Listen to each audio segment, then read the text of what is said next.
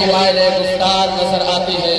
یہ تھے محمد زبیر رضا فیضی جو اپنے بہترین انداز میں نعت رسول صلی اللہ علیہ وسلم گنگنا رہے تھے۔ اب آئیے خطابت فرمانے کے لیے خطیب جیشان، خطیب شعبہ حضرت علامہ مولانا ذکی اللہ صاحب کو خطابت کے لیے دعوت دینا چاہتا ہوں اس شعر کے ساتھ کہ سمجھ میں کچھ نہیں آتا کہ ماجرا کیا ہے، سمجھ میں کچھ نہیں آتا کہ ماجرا کیا ہے، میرے حسین بتاؤ کہ فنا بقا کیا ہے، میرے حسین بتاؤ کہ فنا بقا کیا ہے، سمجھ میں کچھ نہیں آتا کہ ماجرا کیا ہے، میرے حسین بتاؤ کہ فنا بقا کیا ہے۔ سر حسین نے نیزے پہ جب پڑھا قرآن، سر حسین نے نیزے پہ جب پڑھا قرآن، یزیدی سوچ رہا تھا کہ پھر کٹا کیا ہے، پھر کٹا کیا ہے۔ آج حضرت کا استقبال نعرے تکبیر و نعرے رسالت سے کیا جائے۔ نعرے تکبیر، اللہ اکبر، نعرے رسالت، یا رسول اللہ کے اعلیٰ حضرت، زندہ باد، حضرت کے اعلیٰ حضرت، زندہ باد، مولانا ذکر اللہ صاحب قبلہ، زندہ باد، شہدائے کربلا، زندہ باد، نعرے تکبیر، اللہ، نعرے رسالت۔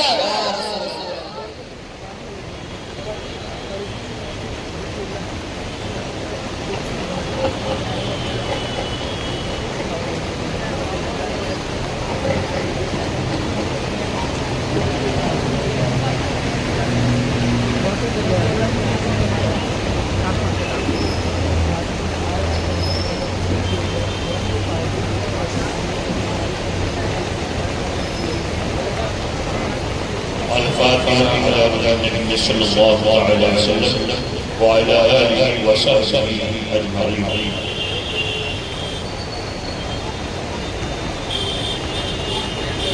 يا قاضي الحاجات، يا رافع الدرجات، يا دافع البليات، يا حل المشكلات، يا شافي الأمراض، یا مسبب الاسباب، یا کافی المهمات، یا مجیب الدعوات، یا ارحم الراحمین، سبحان ربك رب العزة عما يصفون وسلام على المرسلين والحمد لله رب العالمين. الحمد لله،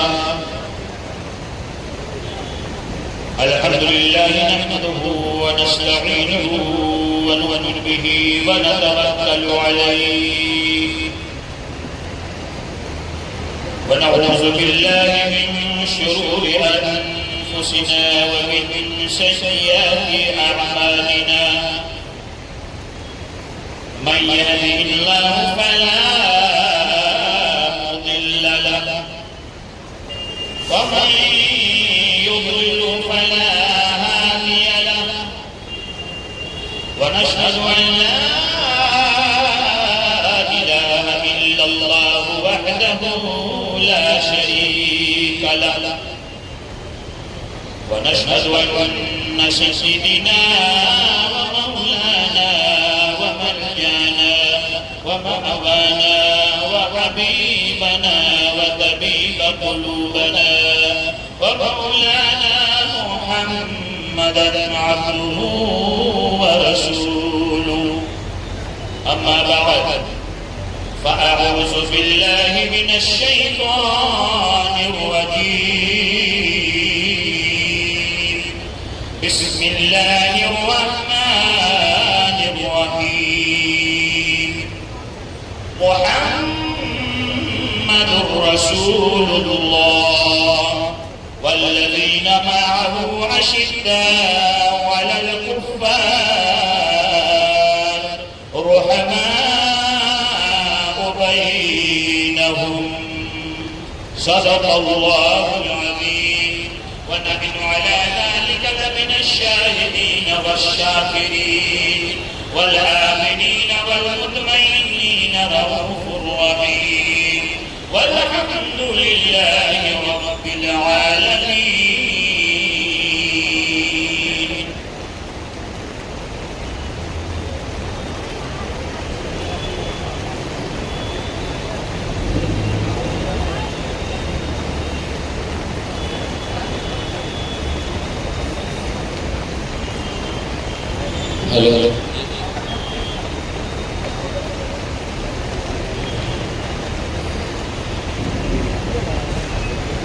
اسٹیج پہ تشریف فرما معزز و موقر محترم محتشم علماء کرام، شورائے اعلان، دارالعلوم قادریہ و قادریہ کے منہار طلباء کرام، صدر اعلیٰ، ناظم اعلیٰ اور ہمارے روبرو بیٹھے تمام عوام اہل سنت، عزیز بچوں، اسلام کی پردہ نشین ماں بہنیں، السلام علیکم ورحمۃ اللہ وبرکاتہ۔ وعلیکم السلام ورحمۃ اللہ وبرکاتہ۔ میرے عزیز دوستوں، بزرگوں، اسلامی بھائیوں، ابھی میں نے خطبہ مسنہ کے بعد قرآن مجید و فرقان حمید کی ایک آیت جس کی تلاوت کرنے کا شرف حاصل کیا۔ آج میری تقریر کا عنوان ہے تذکرہ خلفائے راشدین۔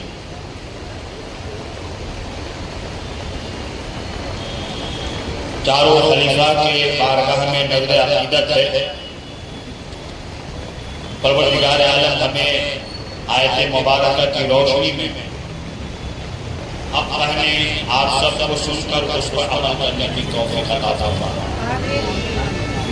بلغ العلا بکمالہ کشفت الدجی بجمالہ، حسنت جمیع خصالہ صلوا علیہ وآلہ۔ میں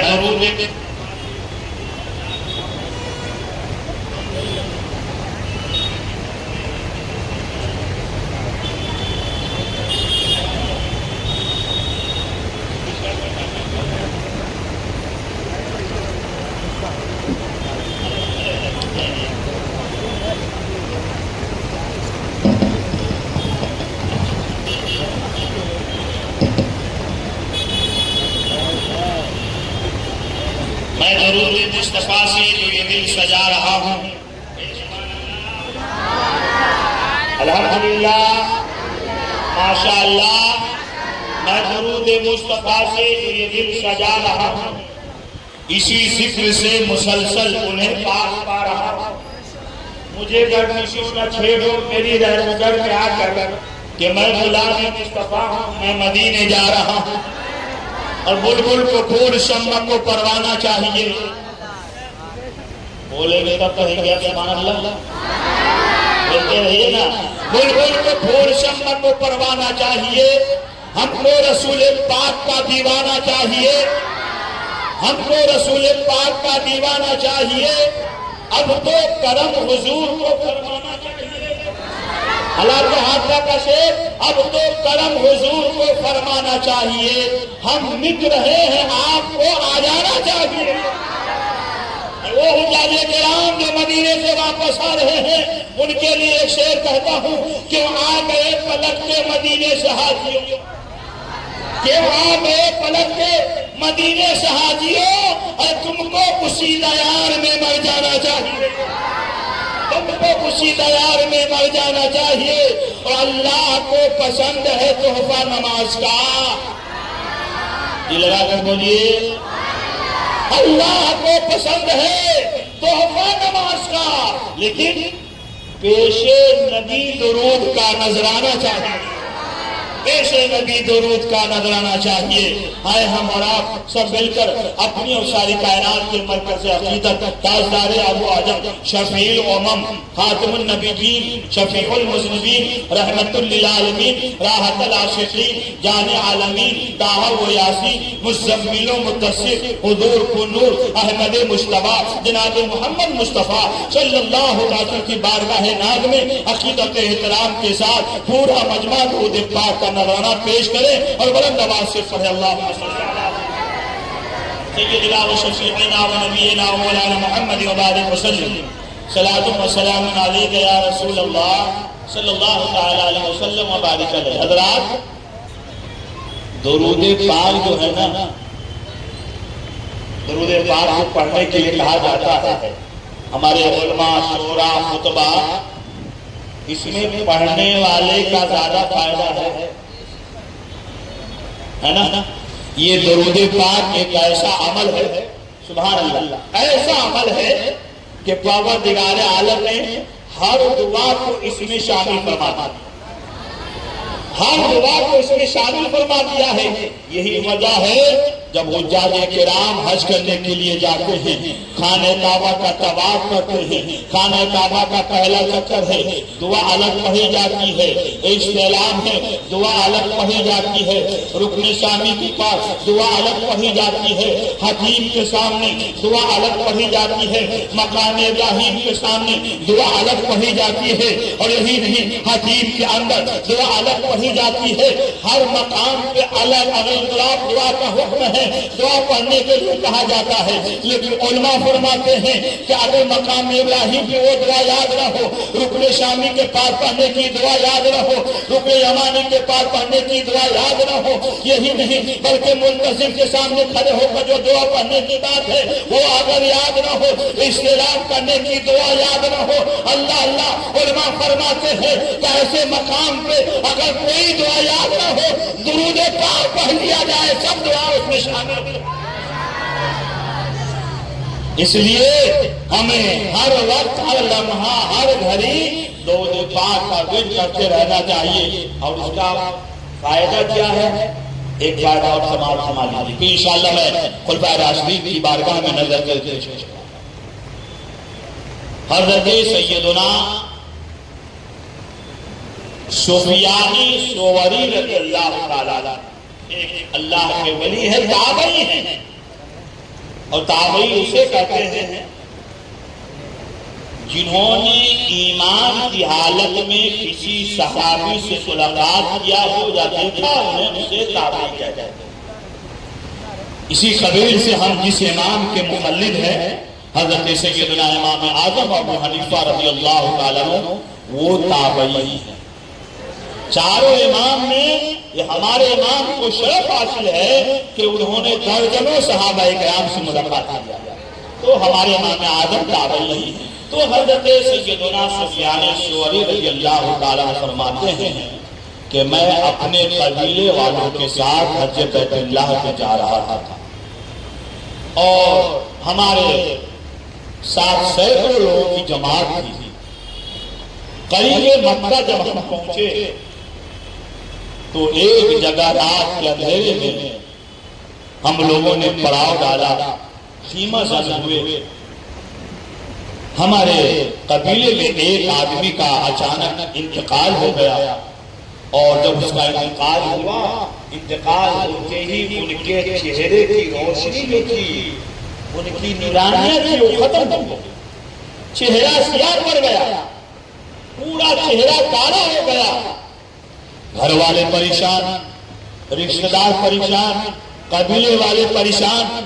ابھی تو مرنے سے پہلے کا چہرہ چمک رہا تھا، ان کے چہرے سے نور کی شعاعیں پھوٹ رہی تھی، اچانک انتقال کے بعد ان کا چہرہ مرجھا گیا ہے، ان کے چہرے سے روشنی ختم ہو گئی ہے، چہرہ کالا پڑ ہو گیا ہے۔ معاملہ کیا ہے؟ گھر والے رو رہے ہیں، رشتہ دار رو رہے ہیں، قبیلے والے آہو بتا کر رہے ہیں یہ کیا ہوا؟ مرنے سے پہلے چہرے کی روشنی تھی، مرنے کے بعد چہرے کی روشنی ختم ہو گئی، معاملہ کیا ہے؟ رو ہی رہے تھے۔ گھر والے اپنے رب کی بارگاہ میں دعا کر رہے تھے، اے مولا ابھی تو میرے والد گرامی کے چہرے پہ نیک کی شعاعیں پھوٹ رہی تھی، زندگی میں ان کے چہرے پہ نور کی رونقیں برس رہی تھی، لیکن انتقال کیا ہوا؟ ان کے چہرے پہ سیاہی نمودار ہو گئی ہے، چہرہ کالا پڑ گیا ہے، چہرے کی رنگت الگ ہو گئی ہے۔ اللہ اللہ، بچے رو رو کر دعائیں مانگ رہی ہے۔ سامنے دیکھا ایک روشنی کی کرن پھوٹی ہے، سبحان اللہ سبحان اللہ نظر آئی، اور جب سامنے سے روشنی پھوٹتے جتنے قریب آ رہی ہے، روشنی جتنے قریب آ رہی ہے، پورا علاقہ خوشبو سے معطر ہوتا ہوا نظر آ رہا ہے، پورا علاقہ خوشبو سے معمور ہوتا ہوا نظر آ رہا ہے۔ اعلیٰ حضرت سرکار فرماتے ہیں ان کی مہک نے دل کے کوچے کھلا دیے ہیں، جس راہ چل گئے ہیں کوچے بس۔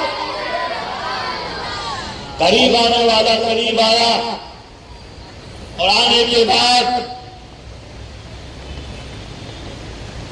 اپنے دست مبارک کو، اپنے نورانی پنجے کو اس مرنے والے کے چہرے پہ پھیرا، جیسے ان کا ہاتھ لگا ہے، جیسے ان کے دست مبارک چہرے سے لگے ہیں، مس ہوئے ہیں، ان کے چہرے کی سیاہی دور ہو گئی ہے، چہرہ چمکنے لگا ہے، چہرے سے رونق جاری ہو گیا ہے۔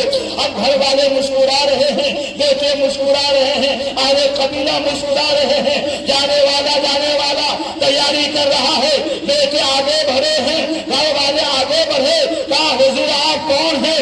ایسے پریشانی کے عالم میں، ایسے جگہ پر آپ نے ہماری مصیبتوں کو دور کیا ہے، آپ نے میرے والد محترم پہ اتنا کرم فرمایا ہے کہ آپ کا ہاتھ کیا لگنا تھا، میرے والد محترم کے چہرے پہ روشنی آ گئی ہے، اللہ نے رحمت نور کی بارشیں برسا دی ہے، آپ کون ہیں؟ تو مسکراؤ سنیو، سبحان اللہ سبحان اللہ، ہمارے سرکار زندہ، میرا آقا سید عالم صلی اللہ علیہ وسلم زندہ ہے، آنے والا کوئی اور نہیں تھا بلکہ نبیوں کا امام ہے، ہم غریبوں کے غم گسار جناب احمد مصطفیٰ محمد مصطفیٰ صلی اللہ علیہ وسلم ہیں، ارشاد فرماتے ہیں اے لوگوں میں کوئی اور نہیں تمہارا نبی محمد رسول اللہ، سبحان اللہ سبحان اللہ، ماشاء اللہ۔ فرمایا میرے سرکار آپ نے ایسے لمحے، ایسی گھڑی میں پرسان آپ نے ہماری مصیبت کو دیکھا، ہماری پریشانی کو دور فرمایا، آپ نے کرم فرمائی کیسے کی؟ اے درود پڑھنے والا سبحان اللہ خوش ہو جاؤ۔ میرے سرکار فرماتے ہیں اے پوچھنے والے، مرنے والا تو مر گیا، بظاہر اس کے نامہ اعمال میں کوئی نیکیاں نہ تھی، نمازی نہ تھا، پرہیزگار نہ تھا، تقوی شعار نہیں تھا، اس کے نامہ اعمال میں کوئی نیکیاں نہیں تھی، لیکن ایک عمل ایسا تھا جو ہمیشہ کیا کرتا تھا، سبحان اللہ، عمل یہ تھا کہ جب کاروبار سے دن کو تھک ہار کر کے جب بستروں پہ رات میں سونے کے لیے جاتا تھا تو باوضو ہو کر کے سونے سے پہلے مجھ پر درود پاک پڑھا کرتا تھا، نعرے گواہ ہوا، نعرے تکبیر، نعرے رسالت، مسلک اعلیٰ حضرت، ذکر شہدائے کربلا، نعرے تکبیر، نعرے رسالت۔ میرے سرکار فرماتے ہیں مجھے گوارا نہ ہوا جو میرا امتی مجھ پر درود پاک پڑھ رہا ہے، ان کے چہرے پہ سیاہی ہو چکی ہے، وہ عذاب الہی میں گرفتار ہو جائے، نہیں میں نے اپنے اس امتی کی پریشانی کو دور کرنے کے لیے جو مجھ پر درود پاک پڑھا کرتا تھا، مرنے سے پہلے بھی مجھ پر درود پڑھا، سبحان اللہ سبحان اللہ، بہت ماشاء اللہ، یہاں آ گیا تبھی تو پڑھے لکھے امام عشق و محبت فرماتے وہ آتا لے تم عطا لو، واہ واہ سبحان اللہ سبحان اللہ، عطا لو، وہ وہی چاہے جو چاہو، کیوں رضا مشکل سے ڈریے جب نبی مشکل کی، سبحان اللہ سبحان اللہ، ماشاء اللہ، بہت خوب۔ درود پاک پڑھنے کی عادت بنا لیجیے، اٹھتے بیٹھتے جب بھی موقع ملے درود پاک پڑھے، پڑھیے بلند آواز سے اللہم صلی علی سیدنا شفیعنا حبیبنا قرینا مولانا محمد وسلم، صلاۃ و سلام علیک یا رسول اللہ صلی اللہ علیہ وسلم، صلی اللہ علیہ وسلم وبارک علیہ۔ میرے عزیز دوست بزرگوں، میں نے اس آیت مبارکہ کو آپ کے سامنے تلاوت کرنے کا شرف حاصل کیا۔ پروردگار عالم خالق کائنات ارشاد فرماتا ہے محمد رسول اللہ، محمد صلی اللہ علیہ وسلم اللہ کے رسول ہیں، سبحان اللہ سبحان اللہ۔ میں اس جملے پہ آیت کی روشنی میں بلکہ آنے والے جملے والذین معه اشداء علی الکفار، اور جو ان کے ساتھی ہیں، ان کے جو ساتھ رہنے والے ہیں، کافروں پہ بڑے سخت ہیں، رحماء بینہم، لیکن اپنے اہل ایمان کے درمیان، اپنے ایمان والے بھائیوں کے درمیان بڑے رحم دل ہیں، سبحان اللہ سبحان اللہ۔ حضرات میرے آقا سید عالم صلی اللہ علیہ وسلم کا وصال ظاہری 63 سال کی عمر میں مدینہ شریف میں پیر کے دن آپ کا وصال ہے۔ میرے آقا کی مکی زندگی 53 سال تھی، مکے میں آپ نے 53 سال گزارا، اور مدینہ شریف میں میرے سرکار کی 10 سالہ زندگی گزری ہے۔ مکے میں جو زندگی گزری اسے مکی زندگی کہا جاتا ہے، مدینہ شریف میں جو زندگی گزری اسے مدنی زندگی کہا جاتا ہے۔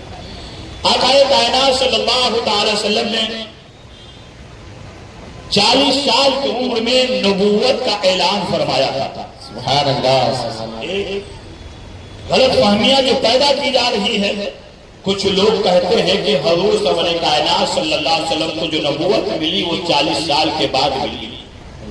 یہ جملہ غلط ہے، یہ باتیں غلط ہیں، بلکہ ہمارے آقا مولا صلی اللہ تعالی علیہ وسلم تو اس وقت بھی نبی تھے جب حضرت آدم علیہ السلام آب و گل کی منزلیں طے کی۔ سبحان اللہ۔ میرے سرکار اس وقت بھی نبی تھے، زمین و آسمان پیدا نہیں ہوئے۔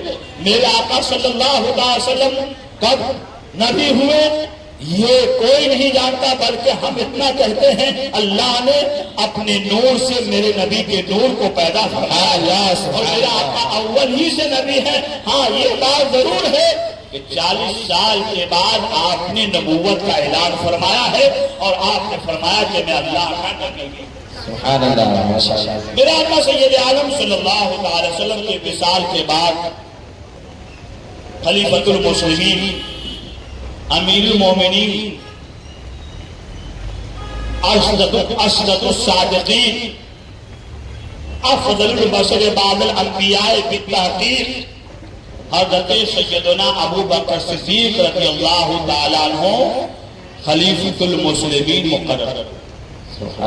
وہ حضرت ابو بکر صدیق جن کی فضیلت میں قرآن کی آیتوں کا نزول ہوا، سبحان اللہ، سبحان اللہ۔ وہ صدیق اکبر جن کے بارے میں میرے سرکار ارشاد فرماتے ہیں میں نے دنیا میں سب کا حق ادا کر دیا ہے، ابو بکر صدیق وہ ہیں جن کا حق میدان معاشر میں اللہ میری طرف سے صدیق اکبر کا ادا کرتا ہے۔ سبحان اللہ، سبحان اللہ۔ صدیق اکبر جن کے بارے میں میرا آقا سید عالم جناب احمد مصطفیٰ محمد مصطفیٰ صلی اللہ تعالی وسلم ارشاد فرمایا جس نے صدیق سے محبت کیا ہے اس نے مجھ سے محبت کیا ہے۔ وہ صدیق اکبر جن کے بارے میں فرمایا گیا اگر نبیوں کے بعد رسولوں کے بعد سب سے افضل ہے کوئی تو وہ سرکار سیدنا صدیق اکبر رضی اللہ عنہ کی ذات ہے۔ وہ صدیق اکبر جن کو میرا آقا سید عالم صلی اللہ علیہ وسلم نے اپنے حیات ظاہری میں ہی اس بات کا اشارہ فرما دیا تھا کہ میرے بعد خلیفہ کوئی اور نہیں ہوگا صدیق اکبر۔ سبحان اللہ، سبحان اللہ۔ یہ ہو جائے کہ میرا آقا سید عالم صلی اللہ علیہ وسلم نے ایک مرتبہ حضرت ابو بکر صدیق کو آواز لگائی صدیق کہاں ہے؟ حضرت صدیق اکبر حاضر ہوئے۔ سبحان اللہ۔ لوگ کہہ دیتے ہیں کہ حضرت صدیق اکبر خلیفہ اول نہیں ہے، ہمیں ان کی باتوں پہ نہیں جانا، اپنے نبی کی باتوں سے پیار کرنا ہے۔ میرے آقا فرماتے ہیں صدیق کہاں ہے؟ حضرت سیدنا صدیق اکبر رضی اللہ تعالیٰ عنہ حاضر ہوئے اور ارشاد فرمایا صدیق آج نماز تم پڑھاؤ۔ سبحان اللہ، سبحان اللہ۔ بولیے میرے سرکار کی موجودگی میں میرا آقا نے صدیق اکبر کو اپنے منصب پر کھڑا کر کے اس بات کا اشارہ دیا کہ میرے وصال کے بعد اگر کوئی خلیفہ بننے والا ہے میرا نائب ہے تو صدیق اکبر۔ سبحان اللہ، سبحان اللہ، ماشاء اللہ، سبحان اللہ۔ حضرت رسول گرامی جناب احمد مصطفیٰ محمد مصطفیٰ صلی اللہ علیہ وسلم کے پیارے دیوانوں حضرت سیدنا صدیق اکبر رضی اللہ تعالیٰ کی بڑی شان ہے۔ آپ کے فضائل اتنے ہیں کہ بیان کیا جائے تو ایسی ہزاروں راتیں ختم ہو جائیں گی، فضائل صدیق اکبر ختم نہ ہونے پائیں گے۔ حضرت سیدنا صدیق اکبر رضی اللہ تعالیٰ عنہ ہیں جن کو آپ صدیق کہتے ہیں، جن کو آپ صدیق کہتے ہیں۔ معلوم ہے آپ کا نام صدیق نہیں ہے، آپ کا نام تو ابو بکر ہے، آپ کا نام ابو بکر ہے، لیکن ابو بکر سے لوگ کم جانتے ہیں، صدیق اکبر سے زیادہ جانتے ہیں۔ اس کی وجہ کیا ہے؟ میرا سید عالم صلی اللہ تعالی علیہ وسلم ہے، شب معراج ہے، میرے آقا کو رب نے بلایا ہے، میرے سرکار رات کے کچھ حصے میں بیت حرام سے بیت المقدس تک اور بیت المقدس سے پہلے آسمان، دوسرا آسمان، تیسرا آسمان، چوتھے آسمان، پانچویں، چھٹے، ساتویں سدرہ لامکان، اور میرے آقا وہاں تک پہنچے جہاں کچھ نہیں، بس اب ہی رب ہے، رب کی ذات ہے۔ اللہ تبارک و تعالیٰ نے اپنے محبوب کو اپنے قرب خاص میں بلا کر کے اپنی ذات کا دیدار کرایا، اور ذات کا دیدار کرانے کے بعد میرے مصطفیٰ وہاں سے تشریف لائے۔ تشریف لانے کے بعد مکہ کی سرزمین پر میرے مصطفیٰ نے ارشاد فرمایا تھا کہ میں نے رات کے کچھ حصے میں اللہ کی ذات کا دیدار کیا ہے، میں نے جنت کو دیکھا، میں نے جہنم کو دیکھا، میں نے سات طبق آسمان کو دیکھا، میں نے بیت المقدس کو دیکھا، میں نے جنت کے ہیروں کو دیکھا، جنت کے باغ و بہار کو دیکھا، میں نے عرش معلیٰ کو دیکھا، یہاں تک کہ میں نے اپنی پیشانی کی آنکھوں سے رب کی ذات کو بھی دیکھا ہے۔ میرے مصطفیٰ نے یہ اعلان فرمایا مکہ کے سرزمین پر۔ کچھ لوگوں نے یہ کہنا شروع کر دیا محمد جھوٹ بول رہے ہیں، محمد نے غلط کہا ہے، اور یہ جملہ ابو جہل لے کر کے پورے مکے میں گھوم رہا ہے، محمد جادوگر ہے، محمد نے ایسی باتیں کہہ دی ہے جو ماننے کے لائق نہیں ہے۔ ایسا ہو ہی نہیں سکتا کہ کوئی آسمان پہ چلا جائے، ایسا ہو ہی نہیں سکتا کہ کچھ لمحے میں بیت المقدس کا سفر کر لیا جائے، ایسا ہو ہی نہیں سکتا کوئی عرش معلیٰ کو دیکھ کر آ جائے، ایسا ہو ہی نہیں سکتا کہ کوئی خدا کو دیکھے۔ چلتا جا رہا تھا، چلتا جا رہا تھا، سامنے سے ابو بکر آ رہے تھے۔ سبحان اللہ، سبحان اللہ، ماشاء اللہ، سبحان اللہ۔ حضرت ابو بکر آئے، اور آنے کے بعد ابو جہل نے کہا، جبکہ حضرت ابو بکر مسلمان ہو چکے تھے، ابو بکر سے ابو جہل نے کہا اے ابو بکر تمہیں کچھ خبر ہے؟ سبحان اللہ۔ کیا کہتے ہو؟ کہا سنو جن کا تم کلمہ پڑھتے ہو نا، جس محمد کا تم کلمہ پڑھتے ہو وہ محمد نے آج پھر نئی بات چھوڑی، ایک نیا شعبہ چھوڑ دیا ہے۔ حضرت سیدنا صدیق اکبر ارشاد فرماتے ہیں کیا کہا ہے میرے نبی نے؟ سبحان اللہ۔ کیا کہا میرے آقا نے؟ کہا سنو محمد نے یہ کہا ہے صلی اللہ علیہ وسلم کہ میں رات کے کچھ حصے میں مسجد حرام سے بیت المقدس سے پہلے آسمان، دوسرا، تیسرا، چوتھا، پانچواں، ساتواں اور سدرہ لامکان، اور وہ یہ بھی کہہ رہے ہیں کہ میں نے اپنی آنکھوں سے خدا کو دیکھا ہے۔ کیا ایسا ہو سکتا ہے کہ رات کے کچھ حصے میں ایسا کوئی انسان کر سکتا ہے؟ دیکھو تمہارے نبی جھوٹ بول رہے ہیں۔ حضرت سیدنا صدیق اکبر ہے، حضرت سیدنا ابو قحافہ کے بیٹے ابو بکر ہیں، اور ارشاد فرماتے ہیں اے ابو جہل سن لے، سبحان اللہ۔ اگر تو جو کہہ رہا ہے کہ میرے سرکار نے رات کے کچھ حصے میں بیت حرام سے بیت المقدس تک اور بیت المقدس سے ساتوں آسمان تک اور ساتوں آسمان سے سدرہ لامکان اور شاہدم تک اور پھر اللہ تعالیٰ کے ذات کا دیدار کیا ہے، اگر تو یہ کہہ رہا کہ میرے مصطفیٰ نے ایسا کیا ہے تو ابو بکر سب سے پہلے اس بات کی تصدیق کرتا ہے کہ میرے مصطفیٰ نے ایسا کیا ہے۔ سبحان اللہ۔ نعرہ تکبیر، نعرہ رسالت، مسلک اعلیٰ حضرت، ذکر شہدائے کرب و بلا، نعرہ تکبیر، نعرہ رسالت۔ کیا سمجھا آپ نے؟ حضرت ابو بکر ہیں سب سے پہلے معراج کی تصدیق کیا ہے، سب سے پہلے نبی کے زبان کی تعریف کی ہے کہ میرے مصطفیٰ نے جو بھی کہا ہے وہ سچ ہے۔ یہ ادا اتنی پسند ہوئی میرے مصطفیٰ کو کہ میرے مصطفیٰ نے ایسے موقع پہ یہ لقب دیا تھا اے ابو بکر، تیرا نام تو ابو بکر ہے لیکن تو نے معراج کے واقعے کی تصدیق کی ہے، لہذا آج سے تیرا نام صدیق ہے۔ سبحان اللہ، بے شک، کیا بات۔ آج صدیق اکبر کا نام ابو بکر سے زیادہ جانا جاتا ہے، وہ صدیق اکبر۔ سبحان اللہ، سبحان اللہ، الحمدللہ، ماشاءاللہ۔ میرے سرکار صدیق اکبر سے کتنی محبت کرتے تھے۔ جب معراج میں میرا آقا اپنے رب کے اوپر بے شک، سبحان اللہ، سبحان اللہ۔